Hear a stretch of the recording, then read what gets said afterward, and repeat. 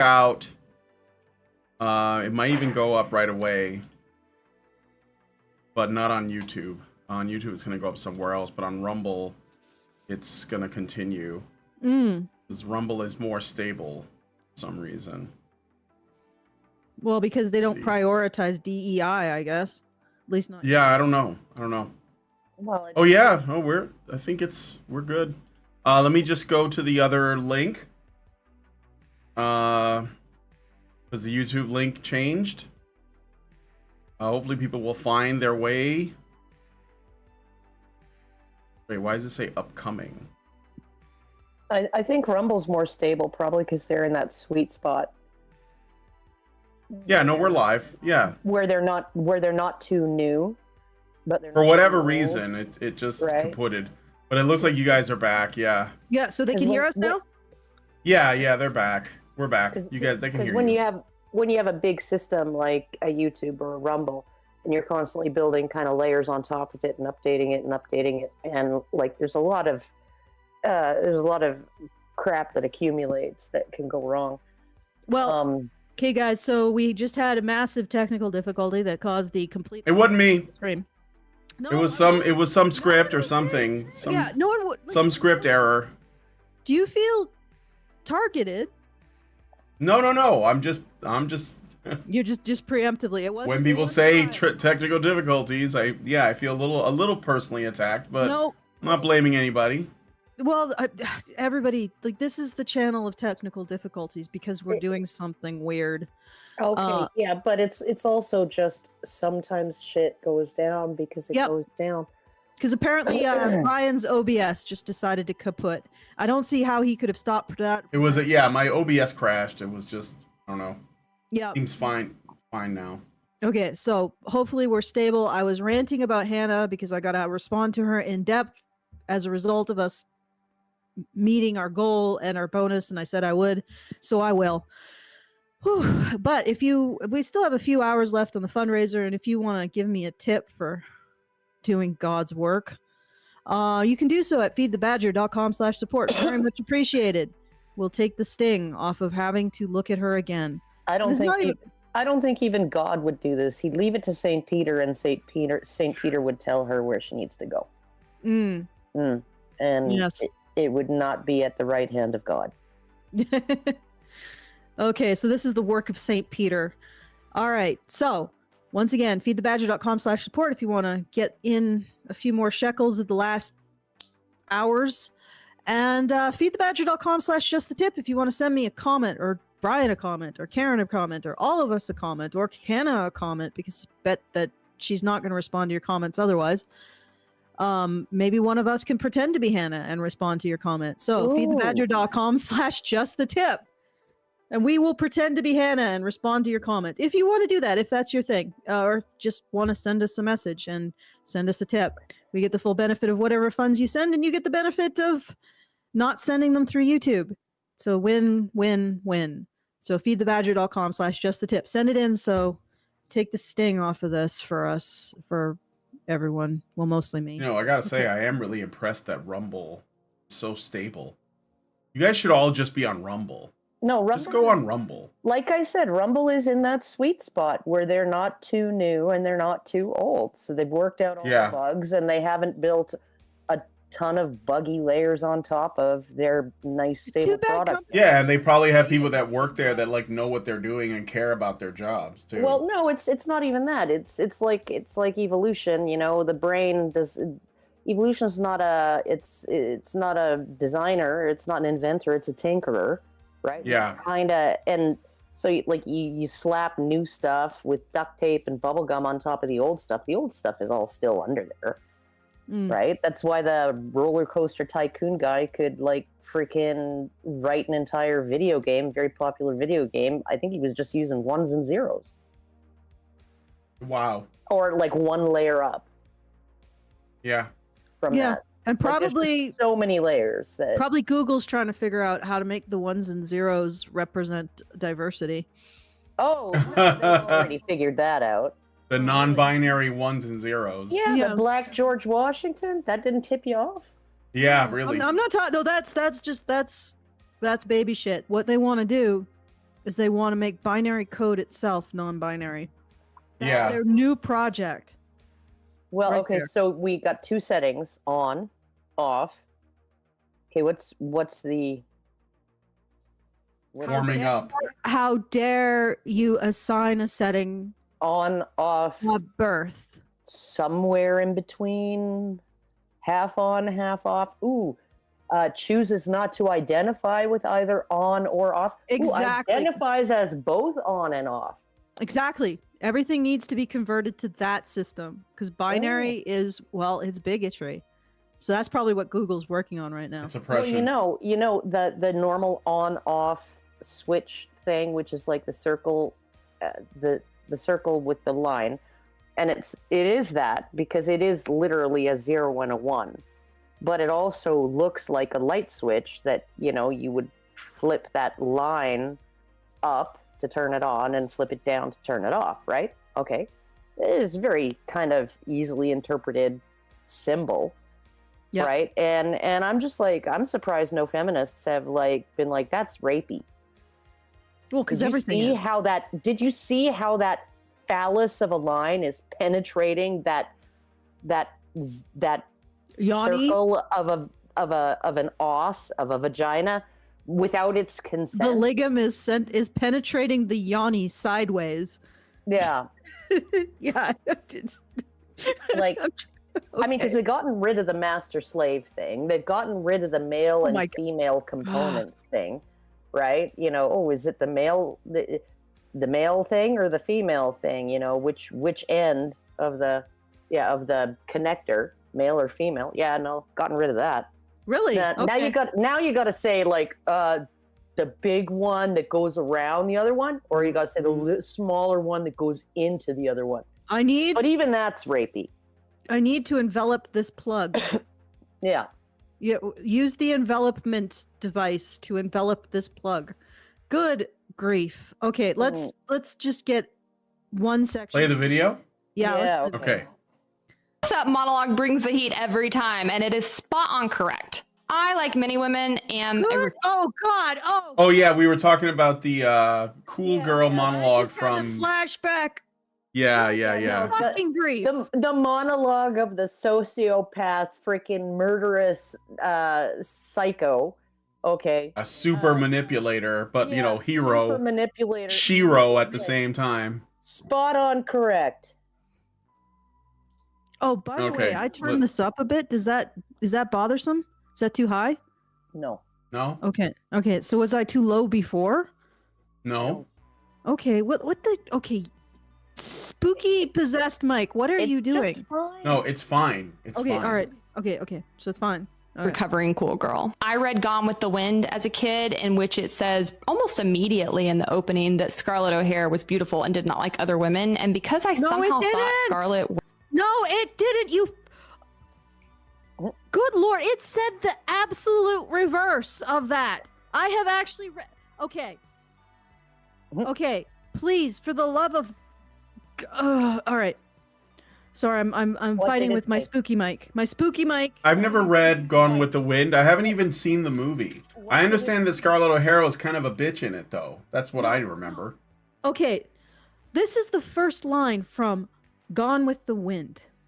Scarlett O'Hara was not beautiful, but men seldom realized it when caught by her charm, as the Tarleton twins were. There you go. That is the exact opposite of what she's saying. Yeah. The first line. Beautiful and doesn't like other women. Maybe But the first line of Gone with the Wind says that she was Scarlett- not beautiful. that she was not beautiful. She was just charming. She was like Cleopatra.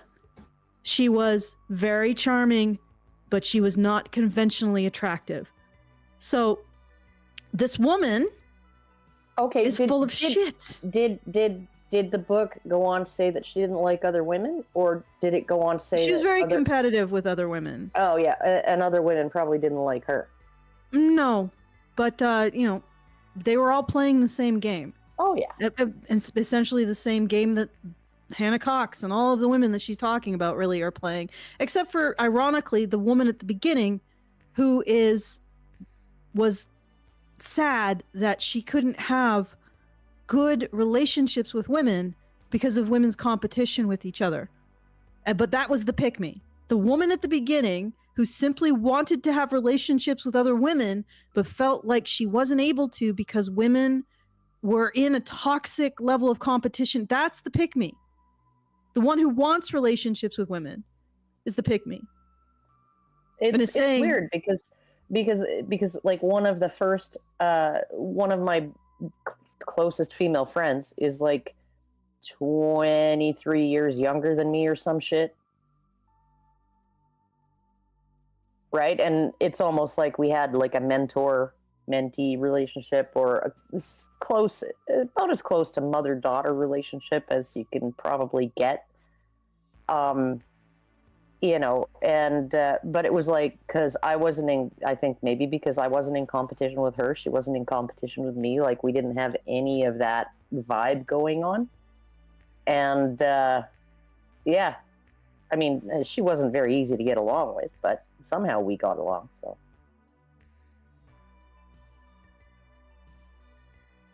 was it's a weird. protagonist versus an anti-hero, I wanted to be like her. I wanted all the boys to like me, and I got it in my head that if I acted like Scarlet, they would. And the problem here is that it actually pretty much works. Men do like this caricature of a woman. The cool girl, the chill girl. Wait. You're saying Scarlet is the cool girl, the chill. Have you read this book? Okay, I have to go back. I have to go back to the fact that all of the books that she has back there have not been opened. Yeah. Like I'll show you my books. Yeah. You know that this book They has look been well opened. loved. They look well. Yeah, they look like somebody, drinking coffee, taking them in the bath. Sometimes a little too damaged, I guess. But I have read those books. I don't think that she's read those books. And again, I think it could be just a prop. Although, really, why would you put a bunch of books you haven't read behind you? But be that as it may, you have not read this book. Like, why are you talking about something that you have no knowledge of? And has anybody else here read Gone with the Wind? No. No? Okay. Yeah. Scarlet does get a lot of male attention, but she absolutely destroys her life. Oh, yeah. Like, what? Yeah, you know that. You've picked up that. Apparently, she hasn't picked up that part. Like, and honestly, Scarlet wasn't. And the other thing is that, just like the character in Gone Girl, Scarlet pretended to be things that she wasn't in order to extract things out of people. And of course, she didn't. Well, actually, Scarlet did kill someone in the book, but that was actually sort of almost justified because it's war. But anyway, the murderous psycho in Gone Girl also pretends to be something she's not to get something she doesn't deserve. And Scarlet does the same. She pretends to be something she's not to get something she doesn't deserve. In Scarlet's case, you can retain some sympathy because what she's getting is things like her survival and the survival of the people who depend on her. So you're like, yeah, she's a savage. Like she's a fink. But and she's living in savage times.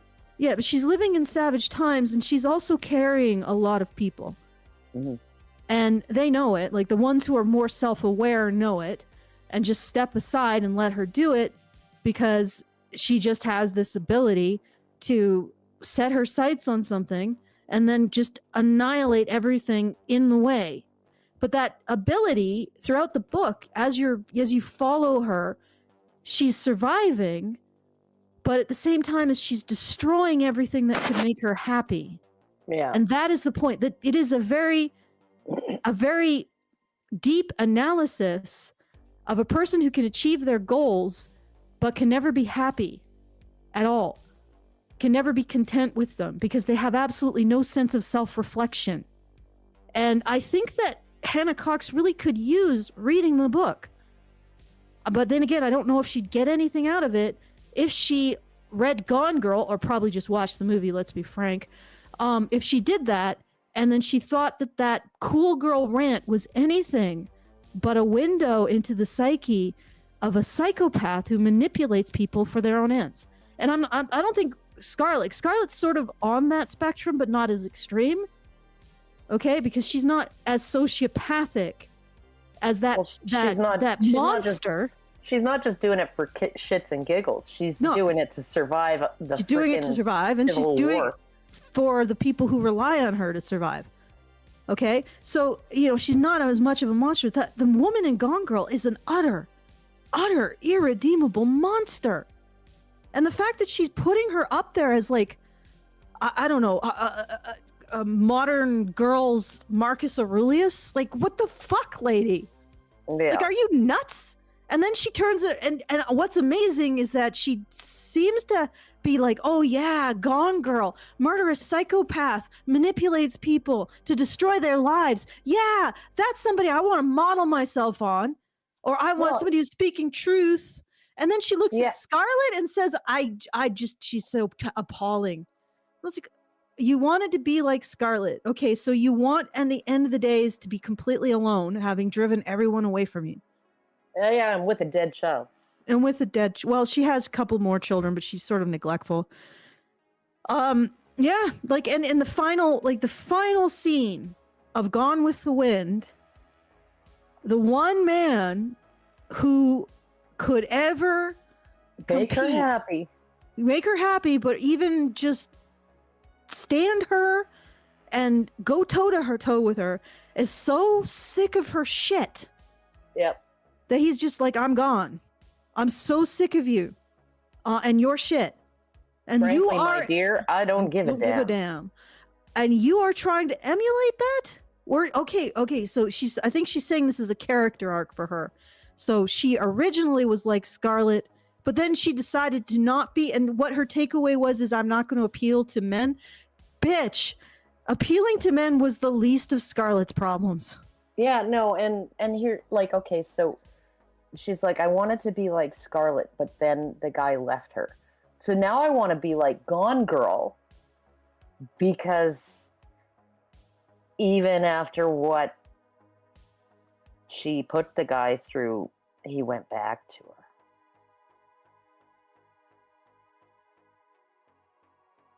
her. I think you're right. She low maintenance girl. The girl doesn't wear that much makeup. It's Are all you code fucking kidding me? Scarlett, low maintenance?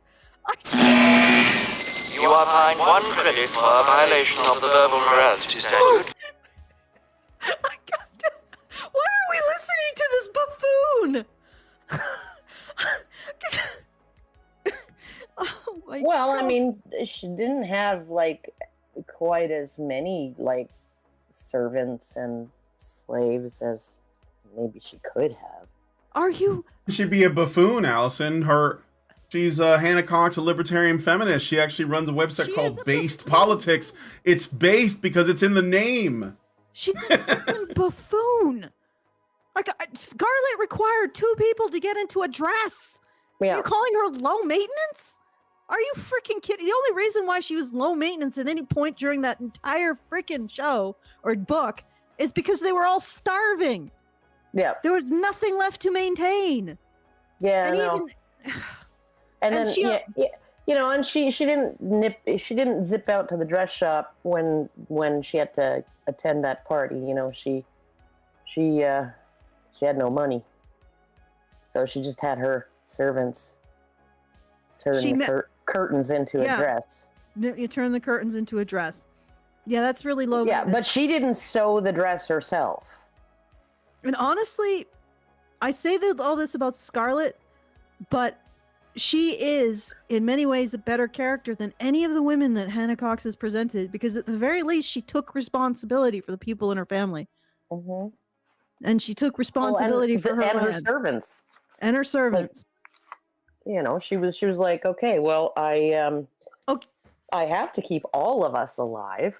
Yes. Somehow. Maybe going to that party is something that I have to do in order to do that. And I can't go in this getup. So.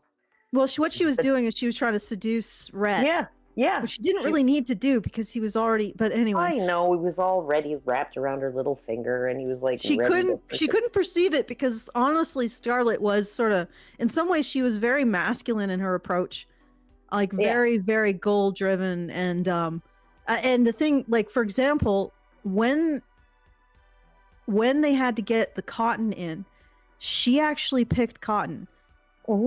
She and one of the women that she was taking care of, Melanie, I think it was Melanie or Melena, they picked cotton as much as Melanie could because she was quite sickly. But her sisters, or at least one of her sisters, refused. The other one just, I think something like she pretended she got ill or something. So it's just her, and the black servants that she had refused. Oh. Like because there's a class system. So the house servants do not do field work, and they absolutely refuse. So Scarlett ended up doing field work. So I mean that kinds of things like that make her more sympathetic and make you want to follow her. Yeah, make her likable. Because it's like not necessarily likable, but just she's so driven. She will do anything, and this is just like wearing the skirt, which is probably more fun than picking cotton, admittedly. Or wearing the dress is part of that anything. So you can sort of you invest in her. You invest in her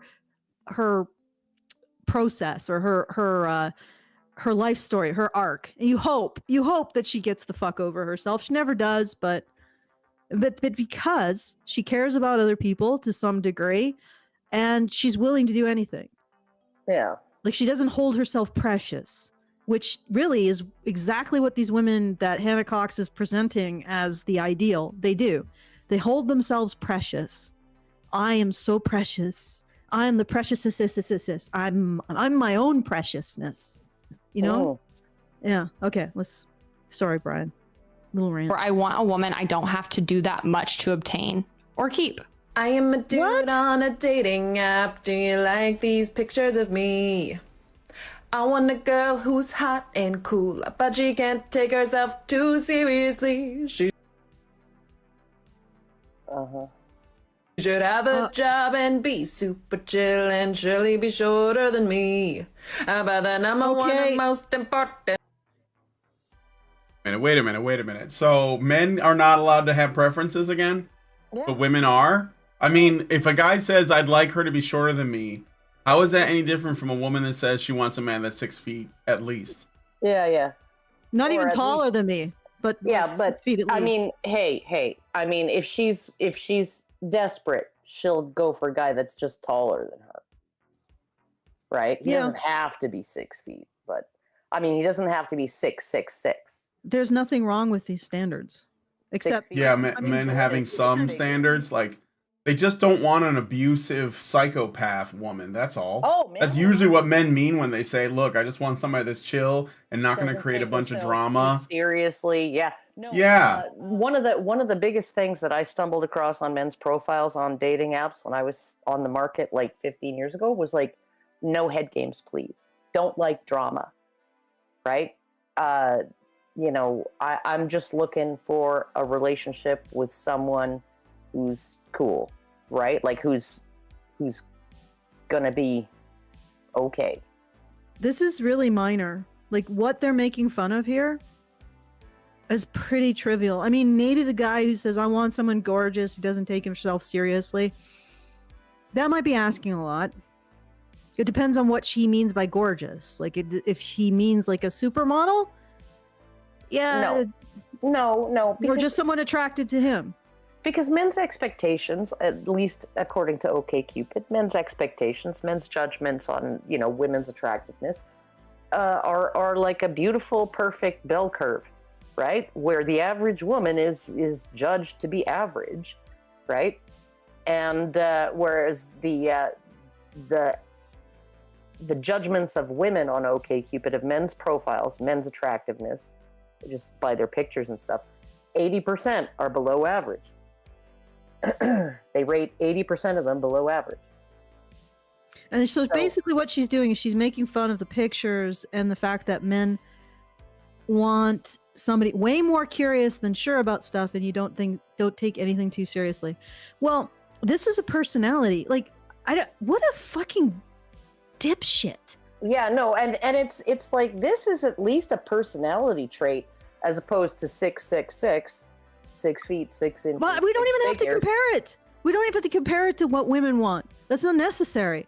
Just look at this. Look at this on its face. These women are complaining about men having any kind of almost neutral desires and personality. Can you be curious but not so sure, like not so dogmatic, and don't take anything too seriously? Yes. What does that mean? I want a companion I can have fun with. Yeah. What else are you out? What are you going to date? Why are you on this site wanting to date for, lady? Yeah, no, and it's like, okay, so I'll share a little anecdote from my husband when, when he was still in university and living in a house full of freaking hippie chicks, right? Living in a co-op. And is it the one where he had sex with both of them? No. Okay, if it's a new one, go ahead. It's a different one. So he's talking. He had just gone to see a men's issues person speak, right? And he was quite interested. And so then he bought the Myth of Male Power and he read that, and he started to talk over over coffee or whatever with one of the women in the house, right? About how he doesn't really feel particularly privileged or powerful or blah blah blah blah blah, and and he'd been reading a bunch of stuff and statistics and things like that, right? And she got so mad at him. Okay, she said that if you can't acknowledge the fact that patriarchy exists and it oppresses women, then we can't even have a conversation. See, that is what this is getting at. If you're way more curious than sure about stuff. If you want to explore the world with me. Yeah. If you want to learn new things. Yeah, that's right. Like maybe patriarchy exists, but it wasn't created to oppress women. Yeah, maybe. But what the funny thing is that, do you see how she frames relationships in terms of men winning women or being good enough?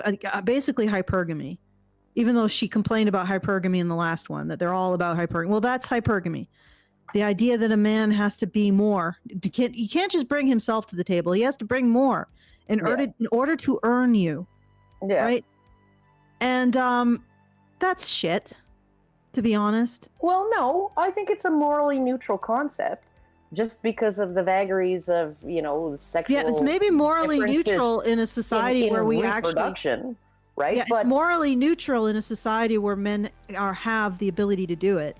Yeah, and actually encourages that, and encourages and where and supports women it. Actually would be dependent on men when they have kids, right? Absolutely fine. It's that instinct is what I'm saying is the instinct is morally neutral, right? But society has basically put it on steroids, and it's like, and it is like the data shows that the waitress is more likely to marry somebody who is a lower status than her than a doctor or a high-powered attorney or an heiress, right? Like, the higher up the socioeconomic ladder women go, the more hypergamous they become, not less, right? So this is basically once you remove all of the external constraints that would push back on that instinct, like a waitress, she might just really enjoy having a man in her life to spend time with, help her with her kids, right? Help pay with the bills. Yeah, and all of that, help pick up the house, shovel the snow, things like that, right? Like, help her out, right? Even if he earns less than she does, right? It's still a net gain for her to have him there, right? And she is so low on the socioeconomic ladder that she really needs that. And so she's not, the status thing does not matter as much as the help with the bills thing, right? And the help with the kids thing and the help shoveling snow thing. Which really gives lie to that whole idea that, oh, when women can take care of themselves. Yeah, once they can afford servants, they're like, I'm not marrying a man who earns less than me. Yeah. I have 2 PhDs. I'm not marrying some dude with a fucking master's. Which gives lie to this idea that suddenly women being able to earn their own way would mean they start valuing men for companionship. Yeah, they obviously don't. The more you earn as women, the less you value men as companions. And the less likely you are to get married at all. Okay, let's do a little bit more. How are you doing, Brian? The thing is that she doesn't take herself too seriously. It's also code for I might like men, because why do you want your female love interest to have the exact same interests as you or to conduct themselves like a man? Okay. Don't take yourself too seriously. Really, that's the sum total of your complaint. Oh my God, men have such unbelievable standards. They don't want you to take yourself too seriously. They want you to be able to have fun, be curious, explore, want a companion, be open to new things. Not constantly being like, oh, I have to make sure that my territory is defended against the person who's next to me. They've actually done studies of married couples, and they've found that the ones that don't divorce are the ones who can bicker and still get along. They don't necessarily. It's not about agreeing with each other. It's not about agreeing with each other. It's about a drive for control. If you are happy to just complain about your partner, but not try and change him, right? Like I complain about mine all the time to anyone who will listen, right? I'm not going to try and change him. It's like he's the man that I chose, and I chose him for a reason. And the fact that he does certain things that annoy me, and the fact that I do certain things that annoy him, that's not pertinent to those central reasons why we chose each other, right? And we bicker and we fight, and but it's not about wrestling the other into submission and into changing and into coming under the aegis of my control or me under his control. That's not what it is. My parents bickered. They were married until my dad died, right? But you have these couples that get together, and one or both of them are interested in just absolute control. You must think the same way that I do. Dude, are you getting a picture of Hannah? The things that she values? Well, I'm sure she would never be with a man who didn't acknowledge the existence of patriarchy and its confirmed purpose of oppressing women. Which actually really speaks to the whole idea of establishing control in a relationship. Because that's really what it's about. Well, and that's what Gone Girl was about. Establishing control in a relationship. And that's she was like, I want to be like Scarlett. I want to be able to establish. Scarlett was all about controlling everything. She was a type A personality. She was she had no to her. I mean, yes, it is admirable in a hardship situation that you're willing to do anything, and you're willing to take responsibility, and you're willing to be the CEO. You are willing to do everything that's necessary. Okay, but when the dust settles and things calm down, be able to relax and enjoy what you've managed to get, right? Yeah, or keep.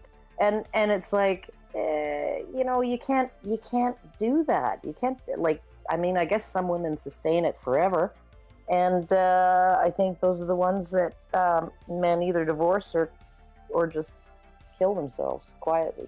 But like I said, I'm starting to see a real picture of who she is. She likes the sociopath from Gone Girl, and she likes the whole rant that sociopath did about the cool girl who pretends to be something she isn't in order to get something she doesn't deserve. Which was all pure projection. Was all pure projection, because that's exactly what that character did. She likes Scarlett O'Hara because she was able to, I guess, get what she wants, but not because of her toxic competition with other women. Well, here's the problem. What she wanted was what other women wanted, because those were the high value men, right? These weren't the men that you had because you wanted a companion. They were high value. They had the money. That's what she was after. Or unobtainability in the case of Ashley. But anyway, so she admires that. And then she's talking about how men who just want a partner who's open to the world, curious, doesn't take themselves too seriously, right? These guys, she's mocking them. And I'm like, this really tells me a lot about you, Hannah. You know, she needs to spend some time in the passenger seat of the car with my husband driving, okay? And some like overweight middle-aged woman, right, walks across the crosswalk, and he just points at her and he says, "I'd put it in her pooper." Like, I'm not picky. I'm not picky.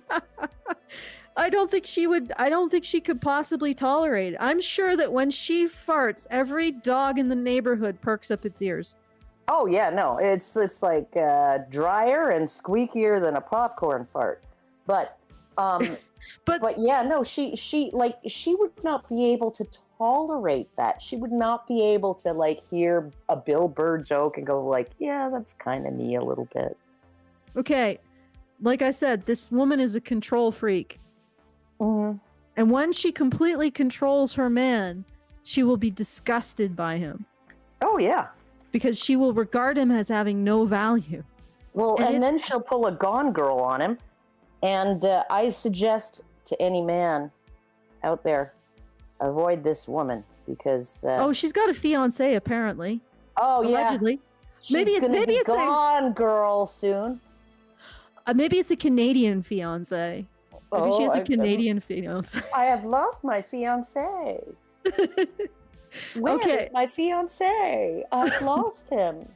God damn! Who uses the word fiancé? Find my fiancé. I have no idea what you're referencing. So I got some super chat. I got a super chow and a super chat. I'd like to. No, it was a couple of Seinfeld. super chows actually. It was Seinfeld. Explain to which Elaine, they were at a party that Elaine didn't want to be at, and this woman was like, "I've lost my fiance. I don't know where he went. I mean, like, where is my fiance?" And then she just like, she's all like snarky. She's like, "Maybe the dingo ate your fiance." The dingo. And the woman's like, "What?" And she's like, "Maybe the dingo ate your fiance." And she just grins. And she looks all proud. And it's just like, I'm like, that's something that my boyfriend would say. Oh, God, the 90s. Jesus. Yeah, no, but, and then he would have said, but don't worry, I'll put it in your pooper. Okay, yeah. Okay, sorry, Brian. Go ahead. All right, I got some super chows. I'm gonna read them out really quick. Richard Bier gives us $5. No, I'm sorry. It's not Richard Bier. I presume it's him because he does it so often. Someone named The One Good Man gives us $5 and says, so there are men who like women and there are women who aren't offended by that or even like some of the same things. Oh, the horror, misogynies. Yes. And then I got another one from an anonymous contributor, I will say.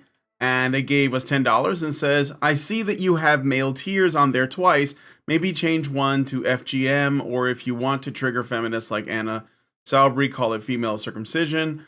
Also, do you have Professor Farnsworth's quote, I don't want to live on this planet anymore, on the soundboard? I think it would be a funny soundbite. I don't have that one. I have Good News Everyone, which I play when we get a support. But thank you for that.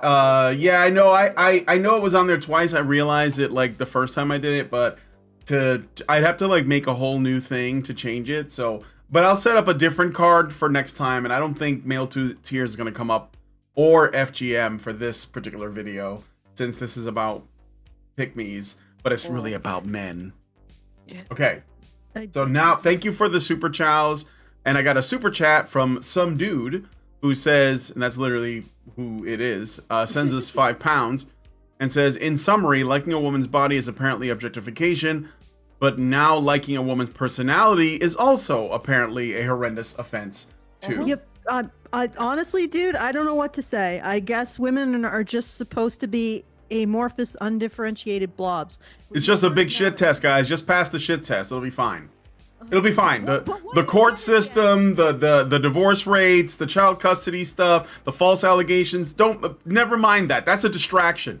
Do your due diligence and fucking wife up these bitches, and otherwise you're a coward and it's your fault. Just pass the fucking shit test. Stop complaining. Go to the gym. Read some Marcus Aurelius or something. I don't know. Whatever it is. Overcome our entire society telling women that men are terrible choices. Yeah. They're like everywhere, screaming from the hills, don't choose a man, you'll be turned into a domestic slave and lose your personality. And You know what I think? Yeah. I think that when men hit on women, when they show interest and women reject them, they should be like, I wouldn't put it in her pooper anyway, and walk away. Okay. That's a decent way of measuring these things. All right, let's play some more. I think if enough men did that, women might think twice. Well, they are. Like, honestly, that she's saying this on the back of about 10% men walking away. And I don't think that number is going to, I think that's going to increase. Like, in 2 years, 10% of men have walked away from actively seeking any kind of relationship with women. I mean, that number is just going to grow. And I'm pretty sure men are going to figure out how to do it without women. Just live their lives without women. Oh no. They're going to artificial wombs. Yeah, no, but especially when I'm not saying artificial wombs. I'm just No, I know. I'm just saying that there are people panicking about everything that will become the fallout of this, except the one thing that they could do, which is actually ask women to step the fuck up. But that one, that's beyond the pale. Can't do it. Nope. OMG, artificial wombs. OMG, fucking AI girlfriends. OMG, porn online. OMG, men aren't stepping up. Failure to launch. Everything else is being talked about. Except, hey, how about women start acting like fucking adults? That's like the one thing that no one wants to say. Yeah, no one wants to say. Oh man, and when you think about, like, when you look at the numbers, and like there was it was like a few years ago, some survey that came out that asked men and women under 30, have you had sex in the last year? And something like only like a quarter of men said yes, and 3/4 of women said yes. And I'm like, okay, well, that sounds about right. But then it starts to even out in the 30s towards age 40, right? But they also have done surveys of 18-year-olds, men and women, asking them, are you planning on, do you want to get married someday? Do you want to get married and have a family someday? Right? And way more men than women say, yes, I do. Right? Okay, well, that changes by age 35. Well, this is right. This is That switches around by age 35. Way more women say yes. Way more men say no. Right. And nobody's looking at what happened during the interim to cause that shift, that complete reversal in those attitudes.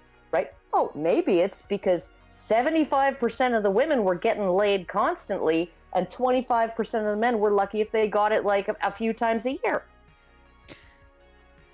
And a lot of that is actually being changed now. I don't know if you know that. Like the more recent statistics. I wanted to say that I think once guys get to 35, maybe the fires cool down and they're not quite as driven to want to settle down and have a kid anymore.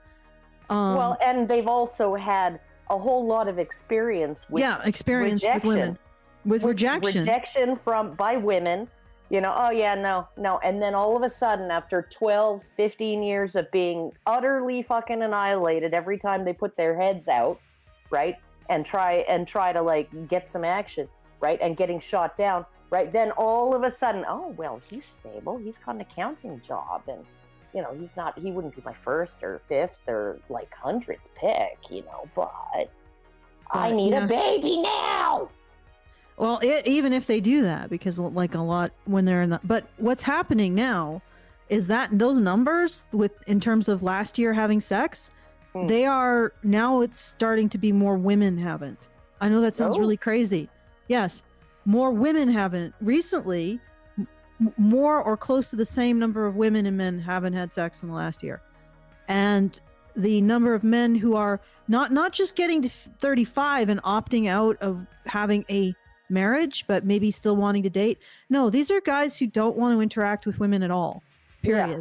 Like they don't even want to go up to a woman and say, "Oh, do you have the time?" They don't want to go up to a woman and say, "Hey, where's the nearest 7-Eleven?" Yeah, they don't want to go up to speak to a woman at all. That's 10%. I'm pretty sure the number of men who've decided to opt out of dating or any kind of potentially romantic interaction with women is higher than 10%. So, you know, these numbers that are coming in now are not looking good for women who mock men for wanting a woman who has the emotional qualities that make her somebody you can have a long-term relationship with. Because you can't, like you were saying, just to conclude, just to go piggyback on what you were saying, what you were getting at is one of the single biggest predictors of whether or not people will stay together is if they can laugh at themselves. And that reminds me of this older woman who had been in a relationship with her husband for something like 50, 60 years. And they asked her, so what is the one thing that you think is important? And she said, well, you got to realize you're not always right. Yeah. And that's exactly what these men are talking about. They have 100% put their finger on the pulse of what is necessary in your partner for a long-term relationship. And these buffoons, these childish buffoons, starting with Hannah Cox, going to that chick who was twerking in her empty house, going to this woman who's like beaking off about these guys, what they want in their profiles. These buffoons have no clue because they have the emotional maturity of a freaking chihuahua living in Paris Hilton's purse. That's where they're at. Well, that's watching this is like watching failure bloom in front of me.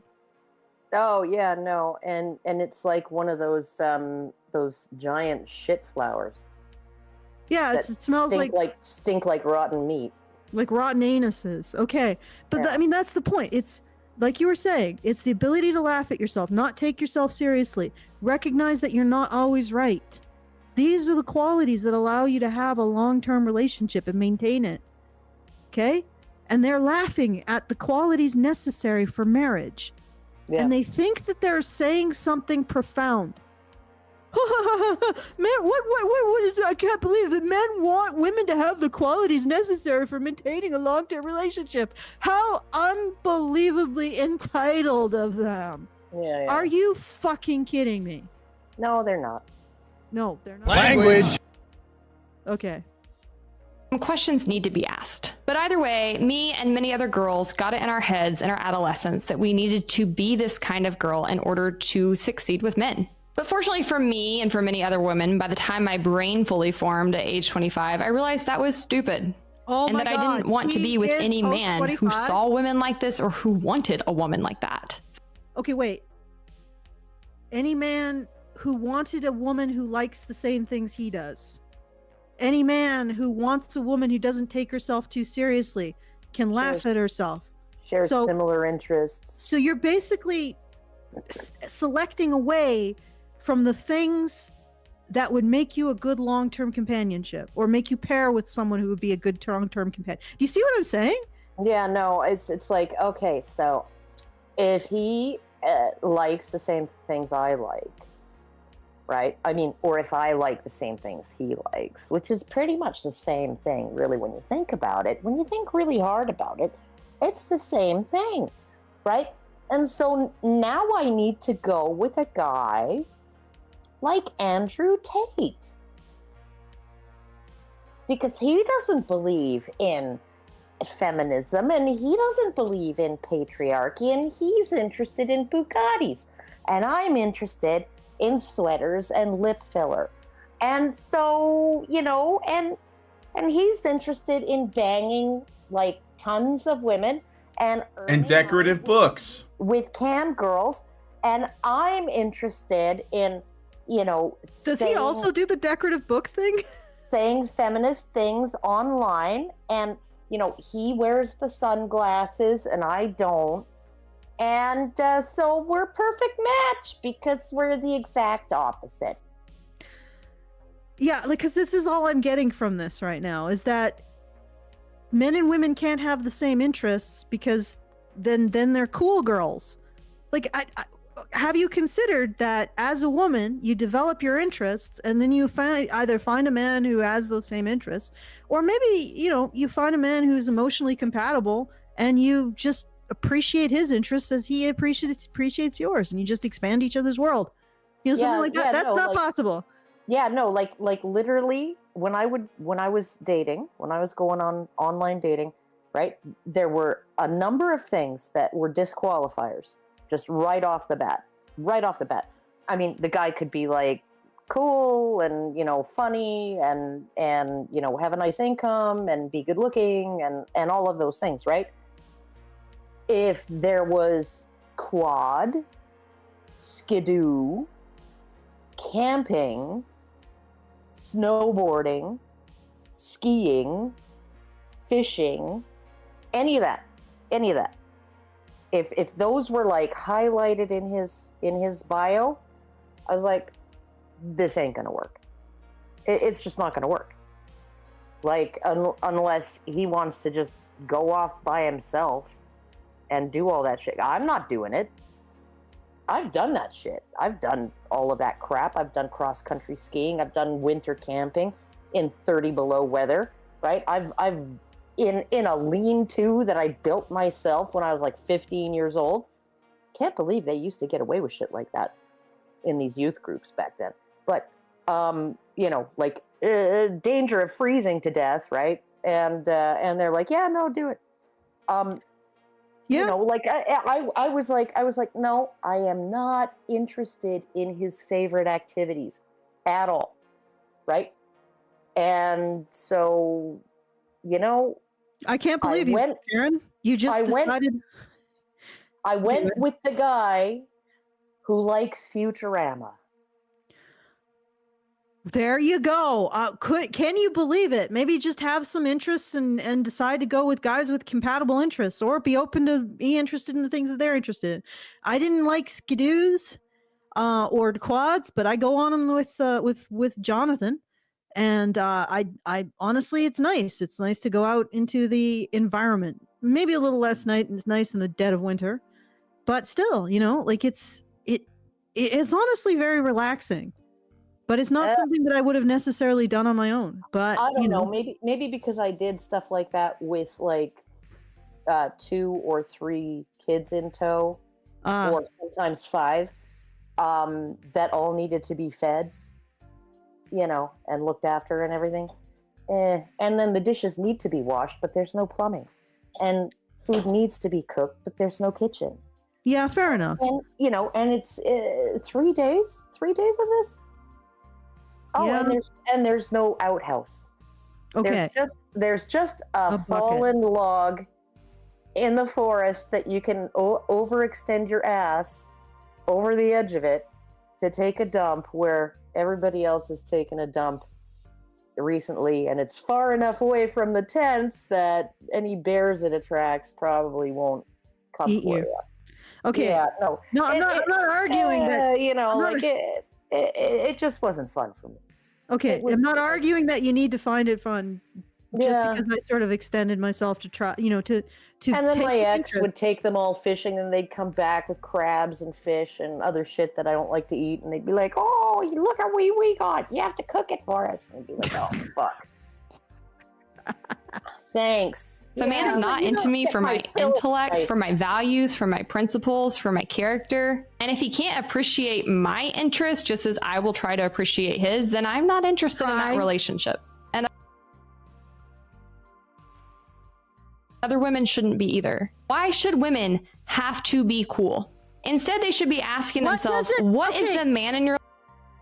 Okay, Why should men have to be cool? But Hannah Cox, you don't have to be cool. The entire point of that rant is that you're pretending to be something you aren't to get something you don't deserve. What you do is you say, well, I'm not going to pretend to be something I'm not to get something I don't deserve. So I'm just going to forgo that thing. But that's the thing, Hannah. Like, if you don't pretend to be this particular guy's perfect girl, you don't get that guy. And maybe you have to forgo the Bugatti and the Manhattan the Manhattan penthouse and all of this other stuff. You know, to be authentic, whatever it is you want. To be authentic means you're not going to appeal to every man. And you may, the more authentic you are, the more you reduce that. And it's not because men are shallow. It's because men are diverse. So the more you're honest about what you want, the more you're saying, well, I'm not going to be going with anybody who has quad or skidoo in their profile, or I'm not going to be going with this guy because of these feet. You know, you are going to be, you are not going to necessarily be appealing to the most number of men, you know, by making these decisions. So you have to give up the potential benefit. And I think that's where you're stuck. You think that if there's a benefit to being a cool girl, that means you're forced to do it. No, you are not. You just have to choose. You have to select what you want and accept the consequences, which means you are not going to appeal necessarily to the highest value men. Okay? You are going to appeal to men who will make good companions, not good on your freaking CV.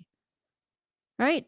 That's the difference. Is the weirdest thing. Like, who wants to be with somebody that they... And the other thing is... Like, she's like, oh, I shouldn't have to be a cool girl in order to get a man. Well, you don't have to be. You just have to be happy with a male feminist. And that's really actually... Your life doing to create an environment where you can chill. Ryan! Because ultimately... I wasn't done. What? I wasn't done. Can you not hear me? No, I can hear you. Oh, okay. You're just doing it deliberately. Well, I don't know. I feel like if I just wait, it'll never end. So I just got to start playing the video to cut you off. Well, I'm not trying to be mean. I'm just saying that I think sometimes you make a point and then you elaborate. And I'm like, well, why don't I just start playing the video now? Because am I wrong? I mean, just tell me if I'm wrong. You're not wrong. You're not wrong. Okay. All right. I did want to just point out that so far we've had 3 horrible things that men expect. They want women who like what they like. They want women who don't take themselves too seriously. They want women who have a sense of humor about themselves. All of which is consistent with a long-term relationship. No. They want women who don't take themselves too seriously, and they want women who don't have rock-solid, dyed-in-the-wool, immovable, unconvincible beliefs, right? Like, you know, open-minded. Open-minded, yeah. Okay, so basically just like that woman who's has like a 60-year relationship under her belt said, don't think you're always right. You know? And then also the relationship research shows be able to laugh at yourself. And also just general practicality. Try to have something in common, or at least extend yourselves to like each other's interests. Yeah, and don't think you're always right, and don't try and control the other person. Try and change them. I wish I trusted her a little. I don't have a double standard statement of, I'll try to be interested in the things that he's interested, as I expect him to be interested in the things that I'm interested in. I don't think he's interested in lip filler. Well, maybe looking at it and Okay, let's keep going. Well, it's smudged. Ultimately, a not insignificant number of women are still getting absolutely walked all over by the men in their lives. They're being cheated on by them, disrespected by them, ignored by them. They're still doing the bulk of the labor in the house when it comes to child rearing and the emotional labor in the relationship. Wait. What? I'm sorry, but you guys are not doing the bulk of the emotional labor. Emotional labor. The only thing that comes out of the emotional labor is to vomit more resentment on your partners.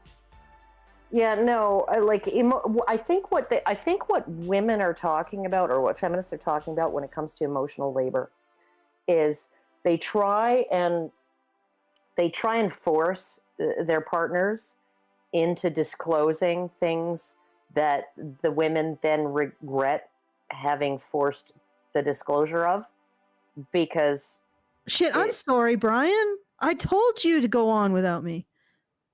Fuck. What? No, I sent a message because I was gonna go make myself some coffee, and I said go on without me, and then I fucked up. I'm sorry. What? Oh, I didn't get the message. Anyway. Oh, okay. I'm kind of like managing multiple. Yeah, that's okay. Well, okay, I see it now. Can you guys just go on without me for a bit? Okay. I'm gonna play some more. Well, yeah, go. Okay, just the point about the emotional labor thing, right? It's either forcing a man to disclose things that when he does makes him unattractive to her, right, and turns her right off. Okay, that's one form of emotional labor, and the other form is sending out fucking Christmas cards to all of his family and yours every year. Oh, I have to do all this emotional labor. I have to do all of this like social networking stuff. He always leaves the Christmas cards to me, and he always leaves the Christmas shopping to me, and he always leaves the Christmas gift wrapping to me. And I'm like, do we need a tree this year? No. Do we need presents? No, we don't. We'll give the kids a little money, and that's it. And do any of your relatives deserve Christmas cards? No. They're almost all assholes. We'll have your mom over, and that's that. And my family, my mom doesn't care, and anyone who would care, they don't deserve it. So, fuck them.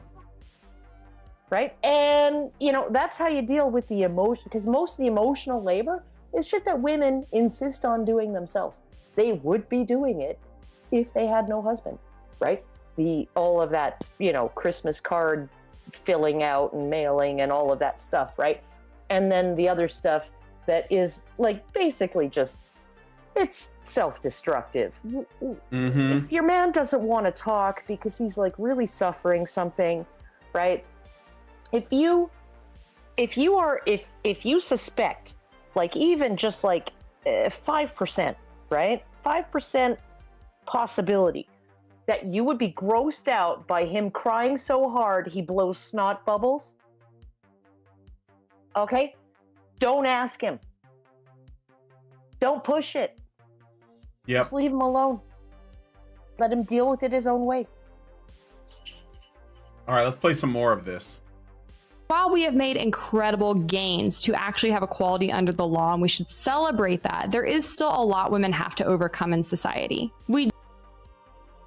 Libertarian feminist, everybody. Caring about equality.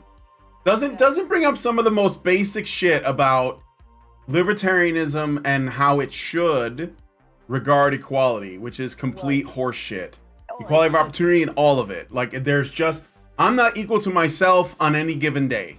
Yeah. Like, it's a ridiculous standard that will always lead to authoritarian influences and outcomes 100% of the time.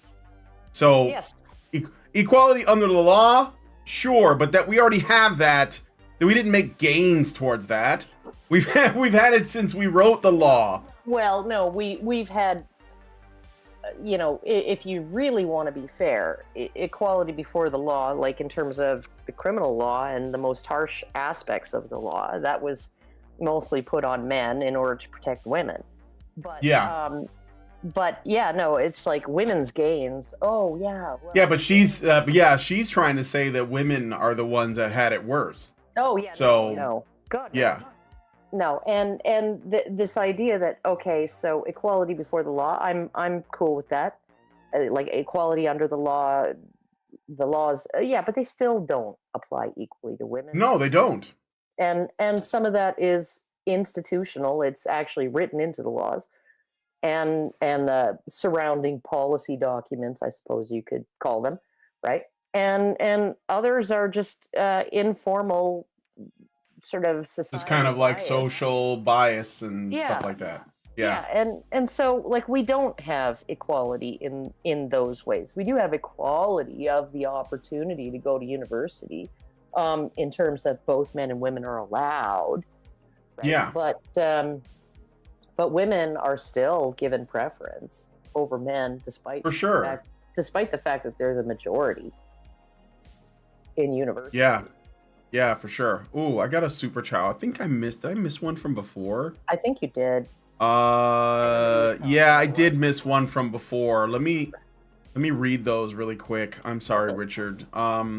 Richard Beer gave us one earlier.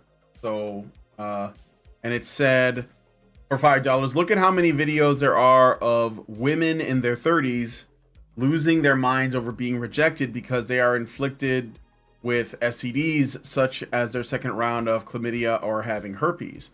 Well, those women aren't even in. I know the one video, the girl was pretty young. She looked like she was in her early 20s, in fact. Oh, yeah. And she like found out she had herpes and that she had to live with it. And that she wasn't gonna, well, in her mind, you know, she would never find anyone that was willing to be with her. It's a shame, but she was, you know, she was lied to. Remember that every $5 is the last $5 that the fundraiser needs, Allison. Please don't insult Chihuahuas by comparing them to these immature women.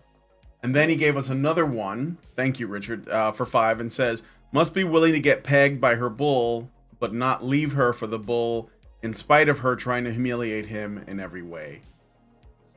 Yeah, I mean, I think like in a way when Hannah Cox says, oh, these men are doing this or that, you know, bad thing, it's like, well, what kind of men are your girlfriends hooking up with? Because it might have something to do with their choices too. I mean, women do make choices in like when they decide to date, you know, or who they open their legs for or whatever. Women they are a part of that, a pretty fucking important part of that. And it seems like what you're saying is, you know, the women that my friends really want, or the men that my girlfriends really want, are not nice to them. And the men that my girlfriends are less interested in, well, they don't exist. Oh, yeah, no. They're invisible until you hit 35 and you haven't had a baby. Yeah. Mm-hmm. All right. All of a sudden, anything's on the table. Yeah, I know. Yeah. All right, let's play some more. We do often still have to work harder to get noticed in our jobs or get ahead. If women choose to have kids, they still have unique challenges to show up in the workplace and be a good mother. And so I'm back. No, you don't. Yeah, no, you don't have to work harder. In fact, that was... Do you remember that Australian program? The Australian government, they were like worried that women weren't getting promoted enough, right? And so they gender blinded all of the employee profiles when it came to promotions in government. And they found out that gender blinding all of the employee files actually resulted in more men being promoted. So they canceled the program. Yeah, I remember this. Yeah. But here's the definitive proof. If women required more to get noticed, then the proportion of CEOs to trash collectors wouldn't be greater for men. Because you are getting noticed. Like the number of women with the motivation to have a job and work hard at that job, more of you are being elevated to C-suite than men are, proportionately. That's how you show. That's the actual fallout from that. Like if there's some kind of pressure that's moving you to the C-suite instead of the garbage disposal area, you know, that pressure is you getting noticed more. Okay. Yeah, no, and it's, well, and then like to say something like this when there was a phenomenon like back in 2014, 2015, they called the golden skirts. And it was literally female directors who held seats on multiple boards, right? And it's because every board, right, needed a certain number of women on it, but there weren't enough capable, qualified women to fill those positions. So they basically gave the women that did qualify multiple seats on multiple boards of all of these European countries. So then in other words, women are preferentially put into these positions and they get way more influence than men do. And what a surprise, like she's complaining about how women don't mentor other women, that the upward mobility for women dies once you have these women with their gigantic hoop skirts stealing all the sun. Yeah, well, and once you have women who are like, oh, I could sit on multiple boards and I could really rake it in, right? I don't think I'm gonna mentor any. Why should I? That's a direct. Yeah, no. That's a direct threat, and that's the mentality, right? That's the problem. Men somehow see each other as components of a larger system that they take part in, if that makes sense. Women see each other as threats to their resources. Yeah. And the times that women actually supposedly have a fellowship is when all the warlords come together to repel the Huns and from coming in from the east, you know. They don't have an actual fellowship. They don't cooperate like men do to build something, to build a resource. They just cooperate to maintain or protect one. And usually that means condemning men, which is really unfortunate because if you think about it, if you condemn men, you're actually destroying the resources that you're ultimately making it more difficult for them to do the thing they do, producing the resources that you guys are fighting over in the first place. Okay. Society definitely places different expectations on women in those roles than it does on men. And there is still a lot of sexist sentimentality that we have to face in society. It's a lot to contend with, and believe me, most women are not thriving on the inside right now. They're doing better than men on many. Okay, you're doing better than men, then shut up. It's men's issue. Fronts when it comes to actually like when she says we're doing better than men, it's triumphalism. You know that, but right? she says we're not thriving on the inside. On the inside of what? Your empty freaking cavernous soul that contains nothing? That lauds the sociopath and Gone Girl? Like that you can never get enough control and power? Like but here's the thing, when she says that men have it worse, she's not saying it like, oh well, men have it worse. Geez, maybe we should pay attention. No. It's men have it worse, therefore we're winning, ladies, or something. Yeah, no, she didn't say men have it worse. She said no, she did. We haven't heard the rest of that statement yet. Men are doing go back worse about 10 on seconds. Sorry, Brian. Have to face in society. It's a lot to contend with, and believe me, most women are not thriving on the inside right now. They're doing better than men on many fronts when it comes to actually graduating college, buying homes. Financial attainment is going better for them in many ways. And they also do tend to have a more robust community and support system around them compared to men who are really struggling in that aspect. But there are many other fronts that are unique to women where we just feel beat down. I guess. Okay, stop. So you just got through telling us how women are discriminated against, and yet they're doing better than men on all the financial and job fronts and on maintaining relationships, possibly for the same reason that they're doing better than men on the job fronts, and i.e. people value women. Okay? So maybe they'll remain friends with you even if you're a strident cunt. Well, because they value you because you're a woman. Well, and also like on the home ownership and stuff. Well, okay. Yeah, you can own a home. You can own a home like certain people own a home where they're mortgaged to the hilt and their mortgage is like 50% or more of their monthly earnings, right? Or they can own a home like me and my husband, where it's like his our mortgage is maybe 15% of his monthly earnings, right? Like, there are different ways that you can own a home. But regardless, if you are the person who pays in the dating market, who pays for everything, then you're not going to, all other things, your incomes being equal, right? You're not going to be able to afford a home the way the woman who's having her ass paid for is going to be able to afford a home, right? Like, this is like the transfer of money from men to women. It's not just direct in alimony and child support. It's not just, you know, in taxes and all of that. It's not just in the dating market. It's like literally a transfer of resources across all spheres of society, including her getting picked, getting accepted to university, and the guy with the exact same grades being denied because they still preferentially pick women, even though women are the majority. Yeah, congratulations, Hannah. All the benefits that women get in order to compete in the system that was constructed so men could become attractive to women, all the benefits that they get have left them in a financial, educational, and career-wise situation better on average than men. Yeah, and that makes the average man completely out of the question. And that's what's really funny is that we did this.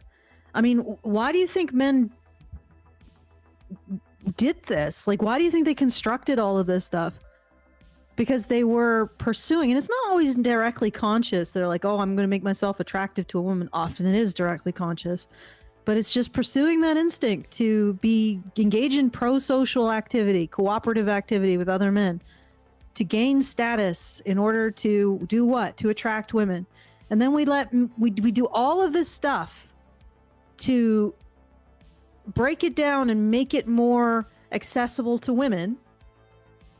And surprise, surprise, Based on the feminist promise that hypergamy would disappear if women could earn their own keep. And surprise, women still expect men to have social status to justify their interest in them. Even more than before.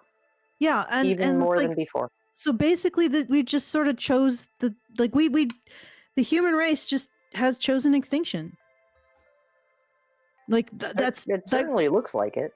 Yeah, no, but they did it because feminists told us it would make women happy. And they're not happy. Yeah, well, they're not Hannah thriving inside. Yeah, but she's not. Hannah, you showed us that woman. Inside. You showed us that woman twerking in her empty house. Is she not thriving inside? She's told us how, you know, a man has to compete with herself. I don't know how that even works. A man has to compete. A man has to compete with her solitude, I guess, is what she was saying. Oh. That a man can't be better than just her on her own. Because I guess she's a hermit? I don't know. I mean, it's sort of like celebrating becoming a drone. It's like, I have become a non-reproductive work unit. Look at me. Yeah. You know, that's a female ant that's failed right there. Okay, let's keep going. This is going to be a monologue heavy episode, but this makes me think of the Barbie monologue, which I'll refer back to because I went to see Barbie. Are you? Oh, look at that. The fucking payload. I didn't even know this was in here. And here we are. What have I been telling you? What have I been saying ever since this movie came out? It's not about whether or not, you know, you can interpret it. It's about what women take away from it. Women will take away from it what they want to see. Libertarian Feminist says, and I'm gonna call it now because I've never seen this. I haven't seen this video. I'm gonna call it now. She's going to basically say all of this shit in this rant and then the monologue at the end of the movie, completely relatable. What does that mean? This is what I'm saying. It tells you what the average woman thinks of the average man. They think very little of them. Very little. This is the problem with like the Daily Wire guys that are like doing a round table and they're like, I don't get why the red pill guys don't want to get married. I mean, what do you want out of life? This is what we're talking about. Women have been conditioned to hate men. That is the default. Men have to prove themselves worthy of consideration. This is what the film is saying. Yeah, this is what I've been saying.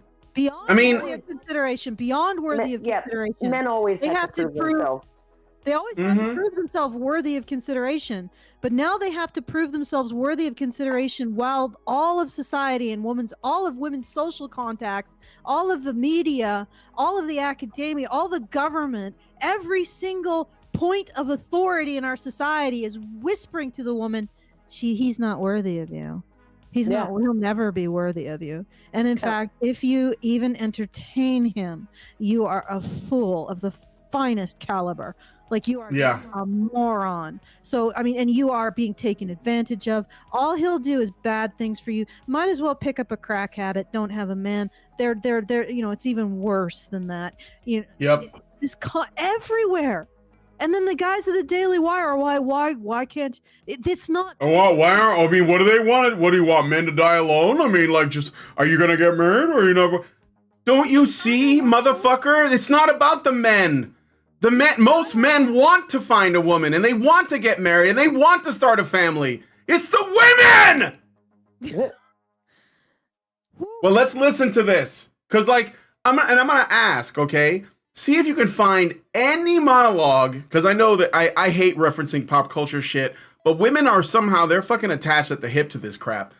Find me any monologue of men saying the same thing about women. Anything close to it. If anything, men are absolutely enamored with women, as in an abstract fashion. Okay. And women are almost the opposite, okay? So let's listen to this. I want to hear this, because I want to know what Hannah Cox is going to say. Not being that excited for it, honestly. I wasn't big on Barbie as a kid, and I think I was tapping into that whole cultural thing. It wasn't about the doll, stupid. It wasn't about the doll, it was about the revolution. Where it was like something that was heavily attributed to women, heavily marketed towards women, and I felt myself recoiling from it and looking down on it. But I went to see it with a friend, and I was shocked beyond the pale to find myself crying when America Ferrera delivered this monologue. She says, it's literally impossible to be a woman. You are so beautiful and so smart, and it kills me that you don't think you're good enough. Like, we have to always be extraordinary, but somehow we're always doing it wrong. Let her do the whole thing. I know we've heard this before, but let's let her do the whole thing, because this is important. This monologue, this is the reason why this film made $1 billion. It was the biggest movie of the year, and it was women that saw it. You have to get this through to your head. This is what women think about men and about themselves. You have to be thin, but not too thin. And you can never say you want to be thin. You have to say you want to be healthy, but also you have to be thin. You have to have money, but you can't ask for money because that's crass. You have to be a boss, but you can't be mean. You have to lead, but you can't squash other people's ideas. You're supposed to love being a mother, but don't talk about your kids all the damn time. You have to be a career woman, but also be looking out for other people. You have to answer for men's bad behavior, which is insane. But if you point that out, you're accused of complaining. You're supposed to stay pretty for men, but not so pretty that you tempt them too much or that you threaten other women, because you're supposed to be a part of the sisterhood. But always stand out and always be grateful, but never forget that the system is rigged. So find a way. I'm pausing again for the banana. Let's play some more. Way to acknowledge that, but also always be grateful. You have to never get old, never be rude, never show off, never be selfish, never fall down, never fail, never show fear, never get out of line. It's too hard, it's too contradictory, and nobody gives you a medal or says thank you. And it turns out, in fact, that not only are you doing everything wrong, but also everything is your fault. I'm just so tired of watching myself and every single other woman tie herself into knots so that people will like us. And if all of that is also true for a doll just representing women, then I don't even know. So while... Okay. Can we speak now? Because... Yeah, go ahead. Then stop. Because you have more freedom and control over your life than you have ever had. than any other group of people throughout human history. Stop. You don't want to do something? Then stop. No, here's the thing, Allison. Okay? She's complaining about a contradictory set of rules. Okay? Well, because there's 2 rule books, right? One is the rule book that we've had for the last 2.2 million years, right? That is instilled by evolution, which is what men desire and what women's nature is, right? And the rule book that was created to mitigate those 2 things, right? Men's desire and women's nature, and and that was the rule book, and that still is the rule book, because men still desire what they always desired, right? And women's nature is still women's nature, because you can't evolve your way out of that in 100 years or 50 years, right? Or since the pill came on the scene, right? That's not how evolution works. Okay, so we have that rule book, right? And that set of standards, right? And then we have the feminist set of standards, right? Oh, well, you have to be thin because men prefer that, or at least, a healthy weight, because men prefer that. But you can't try to be thin because it would be unfeminist, right? So this is the clash of visions between what is in us that has evolved, right? And the kind of rules that we set out around that in order to, you want to settle down, and you want to have a family and all of that. And what feminists have done, which is tell women, whatever the traditionalist said you should do and be the opposite. Be the opposite, but you somehow have to be both at once, because the feminists want you to be thing A, and the men want you to be thing B, and you have to be A and B at the same time, even though they're polar opposites. Okay, and again, let's cut through the crap. All of these things, all of these expectations, you choose to put on yourself, because women have the most control over their lives. There's nobody who has more control over a woman's life than she does. Just because somebody says you have to go through this obstacle course and then at the end you'll get a prize does not mean you have to do it. When you go through the obstacle choice, that is your choice, because you want the prize. You can walk away and let go of the prize. The problem is that women, like fucking monkeys, are looking at the bananas and saying, oh, the existence of the bananas is forcing me to go through these hoops. No, it isn't. Walk away. And this is the funny thing. Like, everything that these women complain about, they have experienced not a 10th of the shit I've experienced. Not a 10th from my choices, which I would not give up because I think they were the right choices to make. But none of these women, not Hannah, not that Margot Robbie, none of them have experienced the kind of blowback and pushback and absolute condemnation that I have, or any other woman, although I think I've received a fair amount, are advocating for men's issues and advocating against viewing yourself as a victim, right? So I don't know what the hell they're talking about, because nothing is stopping them except their own greed. You don't need the banana. Well, if you don't like the obstacle course, don't run it, but you gotta let go of the banana. Like but they want everything. And that's the thing. This is what I'm watching. I'm watching a bunch of unbelievably solipsistic buffoons argue that things they want have a cost. Yes, things you want have a cost. You either pay the cost to get the thing you want, or you don't. But don't sit there and say, oh, look at this thing. This has a cost. This thing should be free, because I'm a woman. There should be no costs to me. to any of the particular choices that are strangely constrained, only seeing myself as a victim. But there should be no cost to these because I'm a woman. And I shouldn't really. I shouldn't have to choose between. No, it's not even the cost thing. It's not even the having to earn it. It's the having to, like, having two choices in front of you and having to pick one or the other, but not both at the same time. It's unbelievable that these women can sit here with their minor problems. Oh, I can't be thin. I don't give a fuck. That is a minor problem, a minor aesthetic problem. If all of your problems can be solved aesthetically, you got a minor problem, right? All of that is minor. All of that is, oh, I'm going to be perceived. Bitch, who cares? You look at throughout human history and you're going to tell me that men haven't sacrificed in order to get what we have now, or continue to sacrifice to get what we have now? Like, you're so delusional. It's just like, it's the same attitude that you can look at guys who are like, can you have the social skills necessary to maintain a long-term relationship, and laugh at that like the childish morons that you are. Yeah, you're laughing at the look at it this way, okay?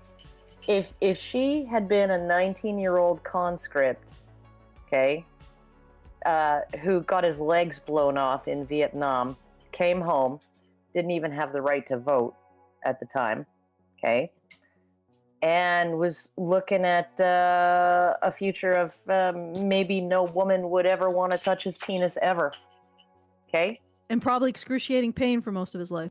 Yeah, and she was just like, and she was like, I'm not thriving inside, you know, and it's just so hard. It's just so hard. Right, and it's not fair. Life isn't fair. Blah blah blah. But look at her. That sweater. How much she pay for that? Those lips. How much she pay for that? Right. Those eyelashes. Right. The incredibly bland series of background tchotchkes. Those tchotchkes. Those ornamental books. Like this. The whole background has no personality.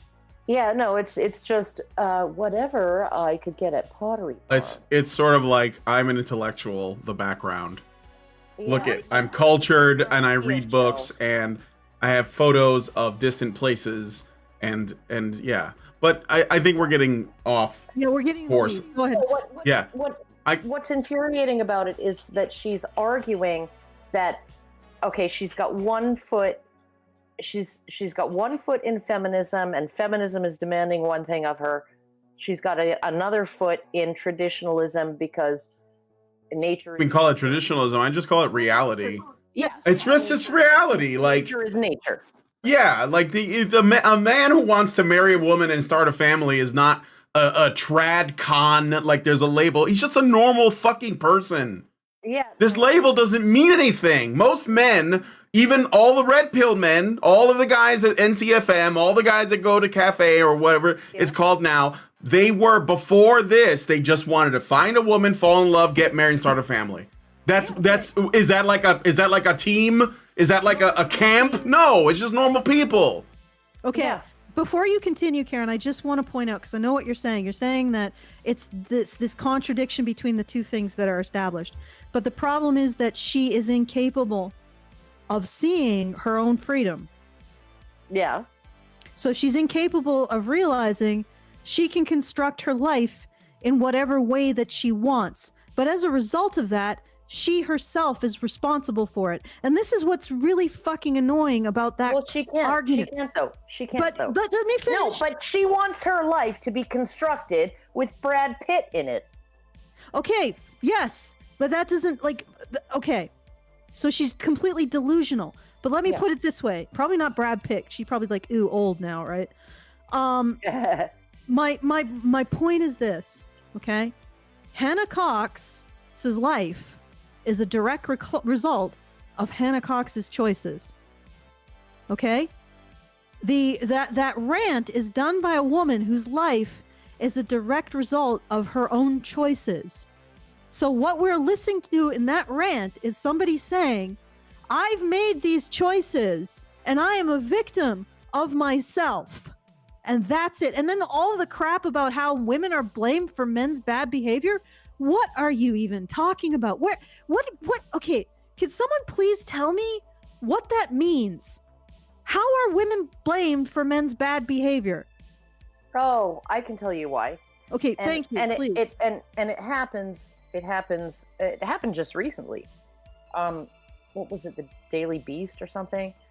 I forget which left-wing rag. Okay, so that nursing student in Georgia, I believe, Athens, who was killed by the illegal immigrant who'd been arrested in New York on child endangerment charges and released immediately before a detainer could be issued.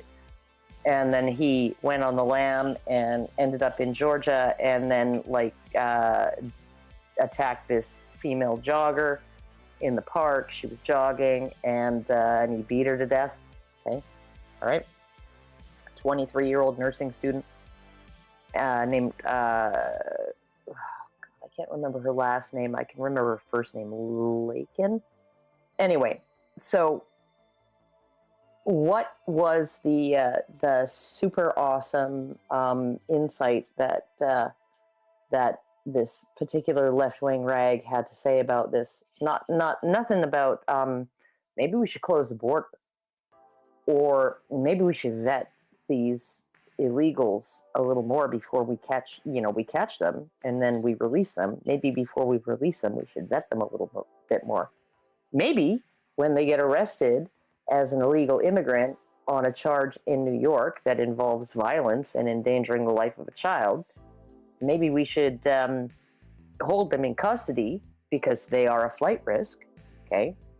And maybe we should even allow this guy to be deported, okay? No, none of that.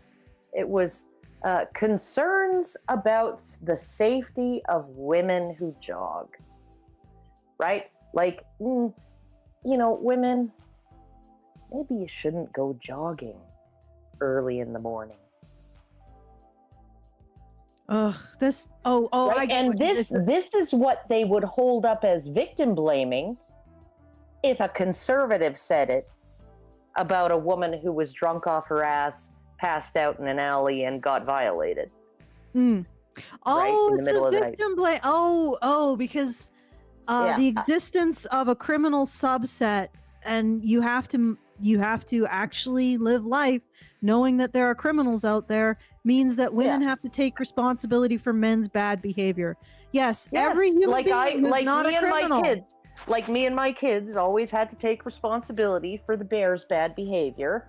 Get your bear sticks, kids. Like, everybody, keep your eyes open. Criminals don't have impulse control. That's why they're criminals. Okay? So saying, why should I have to take responsibility for the lack of impulse control of a criminal? Are you freaking mental?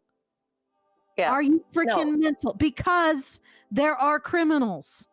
And the funny thing is that they say, we have to take responsibility. No, that's not taking responsibility for men's behavior. That is, in fact, an unbelievably viciously bigoted thing to say, Hannah.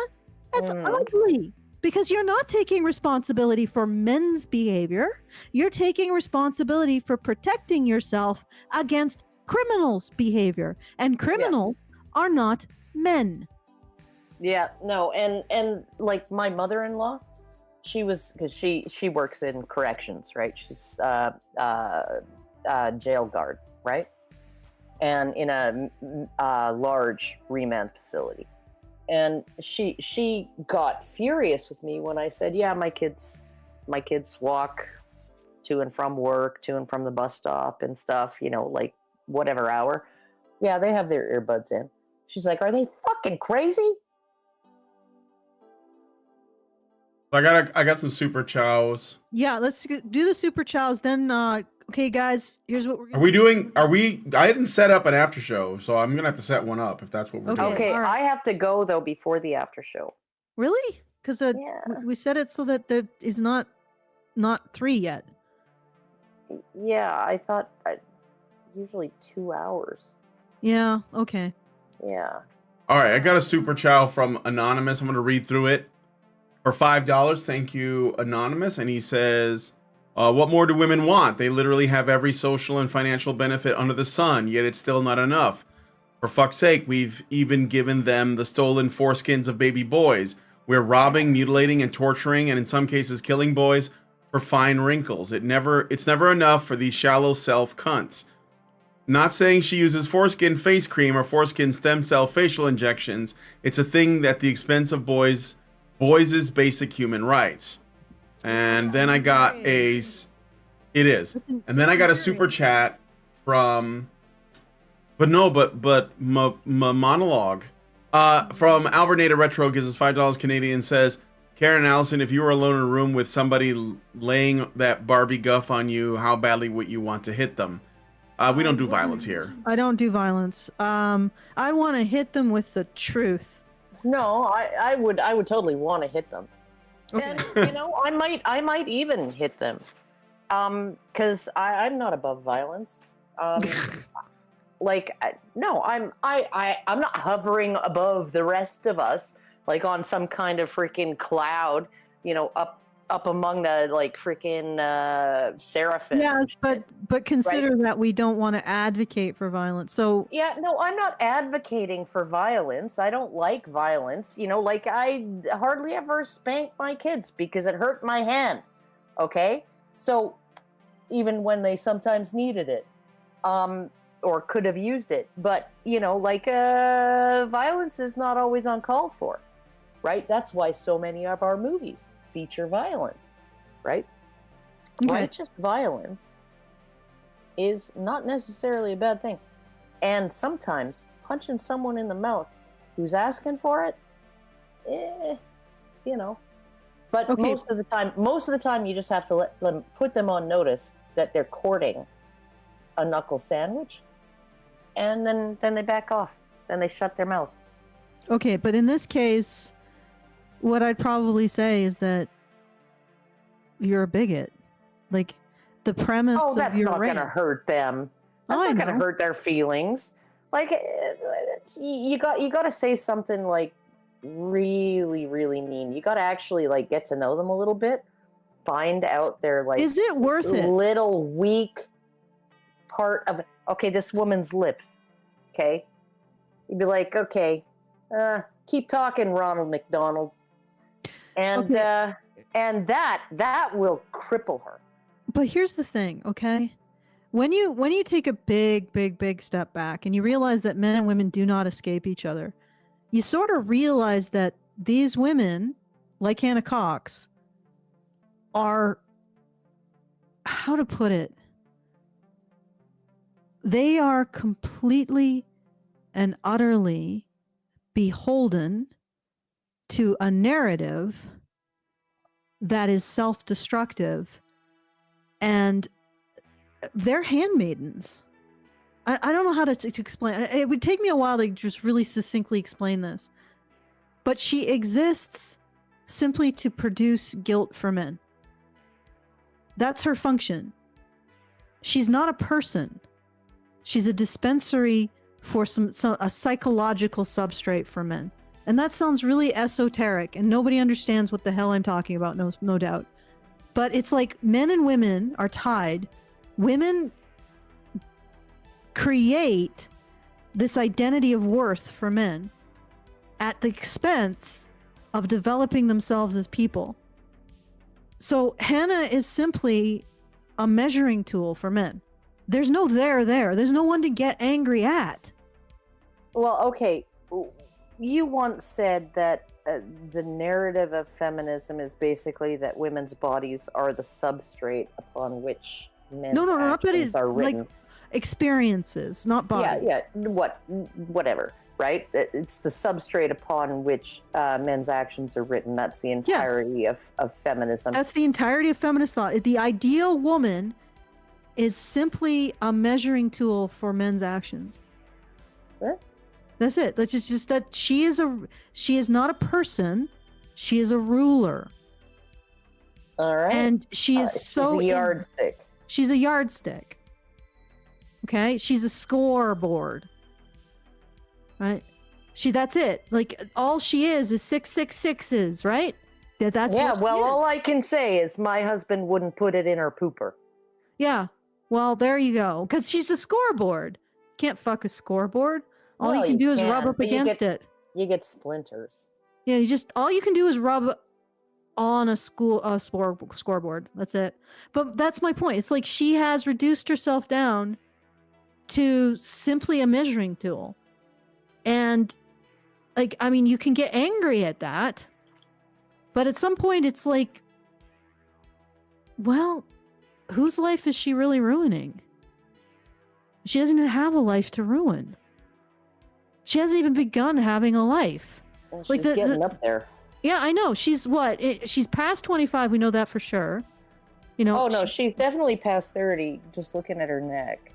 Yeah. Well, regardless, so she is probably in her mid 30s, maybe late 30s, and she hasn't even begun to have a life. She hasn't even dug into who she is or what she is, because all she's done is turn herself into a ruler. And she probably doesn't even have a clue what the fuck I'm talking about. No. Like, all she does, she uses all that judgment against men. But guess what? That judgment is the material of your self-development. Does that make sense? It's like, when I think about how I've attained any kind of skill, it's because I've judged myself. And I've looked at what I do, and this is proven. When they look at people who are really, really, really good at something, the difference between somebody who's really good at someone and a dabbler is that the person who's really good seeks for what they are not good at. So they're like, okay, I'm good at this, but I'm not good at that. And they go to what they are not good at, which requires judgment. It requires saying, okay, this is something I fail at, or this is something I struggle with. That requires judgment. Then you go to the thing that you're struggling with and you fucking grind until you get good at it. All right? That is my mentality to a lot of things. You grind until you get good at it. And then you develop skills that way. And you develop a sense that you are capable of developing skills, that you are capable of overcoming adversity, or you're capable of building something for yourself. She doesn't do that. All she does is judge men. She never judges herself, really. And she has a whole narrative about how every single judgment of herself is wrong. Oh, yeah, you gotta be too thin, blah, blah, blah. Everything is illegitimate.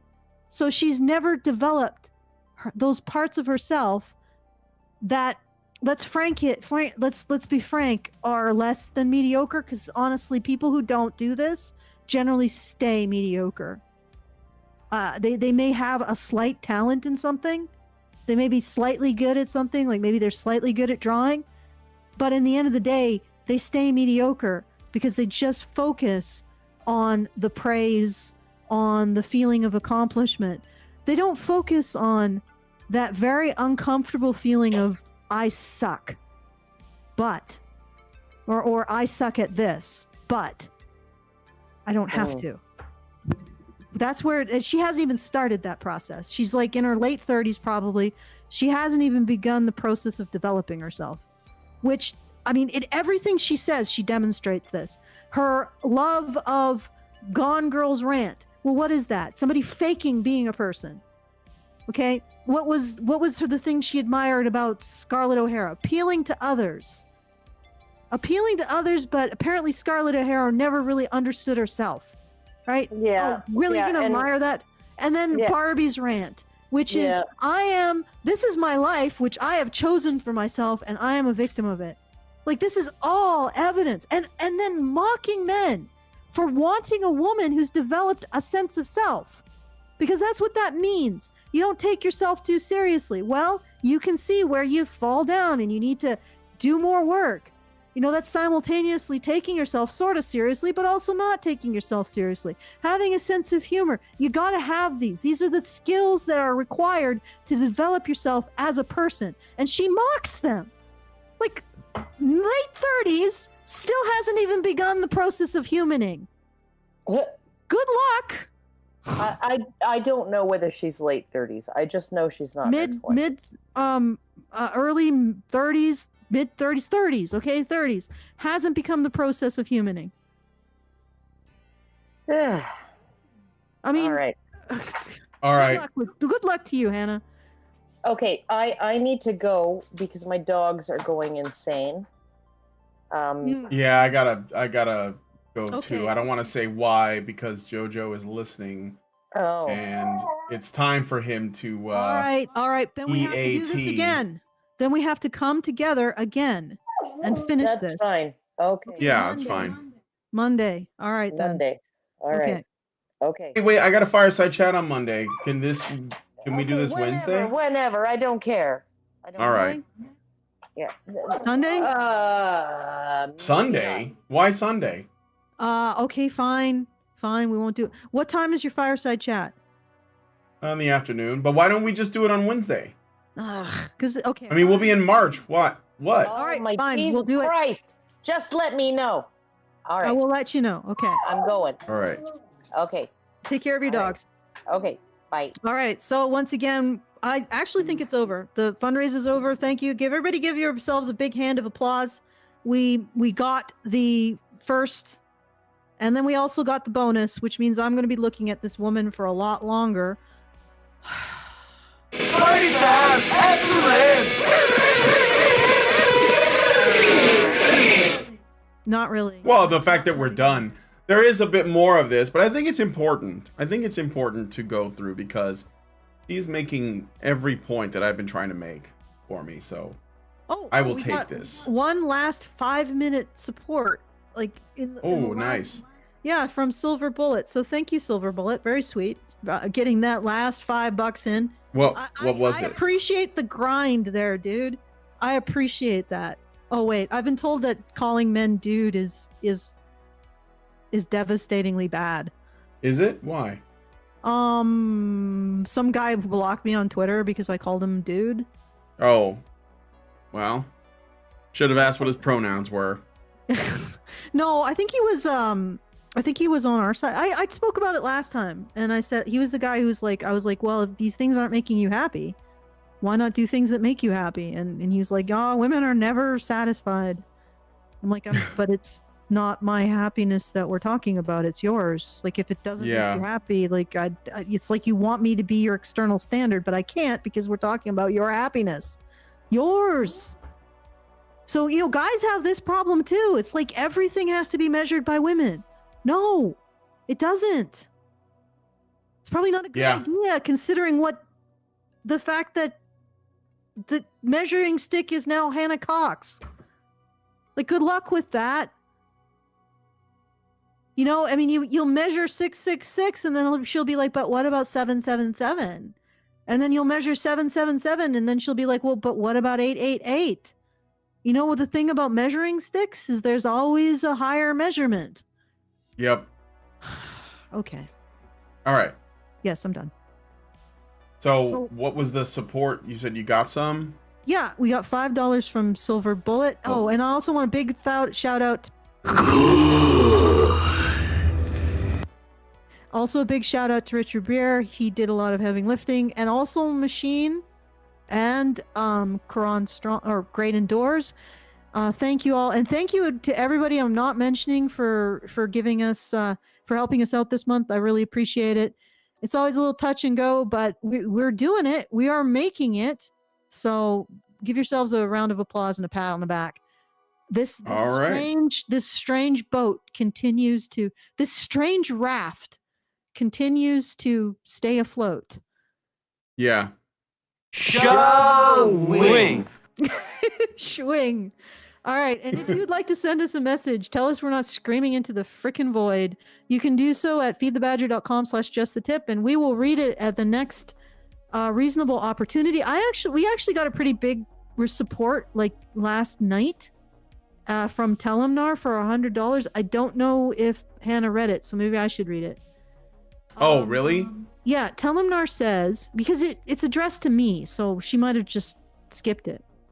Oh, okay, okay. Dear Allison, I'm catching up on your content in the middle of your Rantzerker 207. The way you describe your relationship with your husband has compelled me to donate this money to help you two out. It's so very wholesome. I'm certain if you went on one of those red pill podcasts, like whatever, and explained how you make your marriage work, then you would be very popular with all the men and the women who are worth a damn. I don't know. I don't know enough about the whatever podcast to say. But I think it was in response to me saying I don't expect the extras, but I appreciate. Yeah, I think I know it.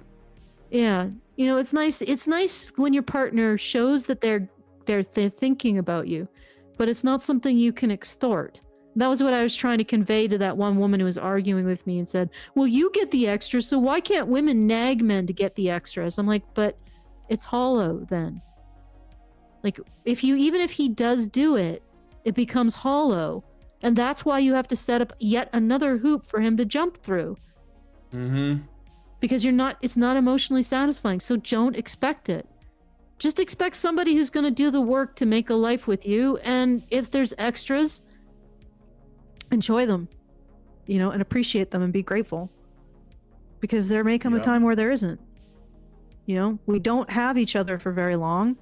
Enjoy the time we have together. All right. Yep. So once again, feedthebadger.com/justthetip if you want to send us a message and enjoy some of your time with us. There you go. There's a segue. And back to you, Brian. All right. Well, if you guys like this video, please hit like, subscribe if you're not already subscribed. Hit the bell for notifications. Leave us a comment. Let us know what you guys think about what we discussed on today's show. Thanks so much for supporting us in the fundraiser. And please, please, please share this video because sharing is caring. Thanks, guys, so much for coming on today's episode of the Rantzerker, and we'll talk to you all in the next one. Amazing! These are machines, dude, okay? They are literal machines. They are talking point machines. They are impossible to fucking deal with, especially if you have like a couple dudes who have good memory on top of that, too. Holy shit, you're fucked.